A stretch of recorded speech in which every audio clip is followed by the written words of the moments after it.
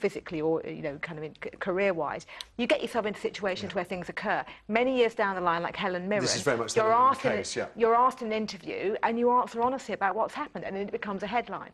And I don't think that, you know, Helen Mirren talking about it was about her trying to make money. And actually, going back all the way back to Ulrika, obviously she had a book to sell, but I think, you know, it was something that had genuinely upset her, which she wrote about in her book, and then it became this massive, massive story. When you do an interview, Matthew, you're asked a huge number of questions, but a very small amount of it actually appears, and they cobble the rest together from cuts. So actually, what you say is very often not what appears. Do you think there's anything to be anything in the argument here that by talking to the papers, they highlight the fact that there are lots of rapes out there and lots of victims? And yeah, I think that is one argument. I agree with Larry there. I'm not sure that that's actually what's happening here. I think you could, because it's Jordan, you could almost predict, I think, what the next stage of the story will be. The name will be revealed at some point, and it will get. It's sort of I'm feeling a bit sort of managed through the whole process, really, and that, you know. It's a thing of just remaining in the public eye. It's got nothing to do with, you know, rape or whatever. It seems to me to be just a story that keeps Jordan in the paper, unfortunately, which is a very unhelpful thing. Okay, okay. Oh, well, where do you stand on it, Hardy? When I was at law school, I felt that rape was a much more heinous crime than the law at the time suggested it was in terms of sentencing. And I think in the last 20 years that we've seen rape taken a great deal more seriously. Do you not get the feeling the more we look at it, the more complicated it becomes, and the role of alcohol and a woman's responsibility to herself, and these things have all sort of clouded the issue. But actually, I think that's where Dame Helen Mirren's interview in GQ was actually really helpful and really insightful. What worries me about the Katie Price story is exactly what Hugh says. What's the motivation for this? You know, and also, I think it's very difficult to ask us to engage in a meaningful debate and conversation about rape when we're feeling so manipulated, when we're feeling part of someone's personal agenda on the front pages of the papers. I mean, then we've basically got all of the panel here taking a very negative view of Katie Price. You can say, well, you know, that's part and parcel of that's a reflection, perhaps, of the way she's conducted herself over the years, or the way she wants herself to be seen. But at the same time, I'm not going to stand here and say that her experience at the hands of her alleged attacker is is diminished in any way by the fact it's her. Why now? Why now? That's the point. You know, Ulrika's was in a book, you know, and but at least there's a logic to Ulrika's. Ulrika's was you know, an autobiography contextualized within 300 pages. You know, she didn't. You know, what she wasn't saying was, you know, I'll tell you this next week. I'll tell you this next week. I'll dangle the carrot. So there's nothing positive. If it was almost anybody else, it would be more beneficial. I mean, what's important is what it's saying is that if you talk to any group of women, almost any group of women, we will all have experiences that border on rape, that are about having sex when you was against your will, or when you had too much to drink, or when you didn't really want to, but you went ahead because you didn't want to make a scene, or you didn't, all that kind of that stuff goes on. I'm not saying it's right, but but that's what's happening, or maybe that's what's always happened. But it's just wish it wasn't her. I don't think any of us are saying it isn't a terrible thing. You know, if this happened to her, that is a terrible thing. But you do. You know, that is tempered by this feeling of, I don't understand why that's come out. Just as, I mean, Hardy's point is that just as Ulrika's attack was within the context of 300 pages of her own writing, I'm quite mindful of the fact that Katie Price does tend to speak in quite sort of truncated sentences. They come quite quick fire. It's quite possible. Is it not that she has not been represented well by the fine literary institutions to which she's opened her heart, such as the Daily Star? Not necessarily known for giving a full and frank, in-depth account. So. But that's not the point. One has to look at the chronology of this, why Matthew. She's done it. Why at this point? It also started a while ago, didn't it? I mean, this story actually has been around for a few weeks, isn't it? And so presumably it would have been within her power to sort of talk about it more fully or more clear or whatever. But it's sort of just sort of there, that might isn't it? still come, which was Hardy's point at the beginning. Okay. Let's throw it open to you. I mean, the issue at the beginning is whether or not these celebrities, because of the fact they're famous and so many people look up to them, should have an obligation or feel some kind of sense of duty to other victims of rape to go to the police. So let's hear what you have to say about that, Kirsty. We have Hannah first on line 2. Morning, Hannah. Oh, hey. So, do celebrity rape victims have a different responsibility to other women? I don't think it's a responsibility, but I think if they're quite happy to talk to the papers or the press about it, then I don't understand why they can't talk to the police about it. Sorry, I'm really nervous. No, that's okay. That's okay.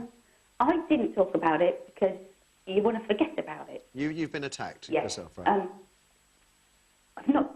My husband knows that's it. I don't want.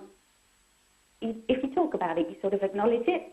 Yeah. So, if they're quite happy to talk about it and acknowledge it, and as Ulrika can write about it in her book, then I don't understand why they can't talk to the police about it.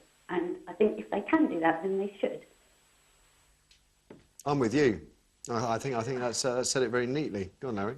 Except that maybe they're feeling something of what you're feeling, in the sense, you know, you might. There's been situations I've been where I wouldn't say there's enough evidence ever to accuse the man I was with of rape, but I don't think what he did was right. And therefore, you make a decision as a woman of, am I going to go down the road of trying to prosecute when I think I probably won't win and I'm going to be chewed up and spat out with the legal system, or I'm going to try and deal with it myself? And you decided not to report the attack on yourself. Yes, because I didn't want to say anything about it. I just wanted to forget about it and try and move on and just not acknowledge that it ever happened. Do you feel at all that your experience has kind of been validated by having somebody like Jordan talk about it, or does it not help at all? I don't think it helps at all, really. If she'd gone to the police about it, then I think that would have helped. But just... That's It interesting. seems a bit salacious to me. Okay. Well, I mean, I don't know whether the Jordan's one again.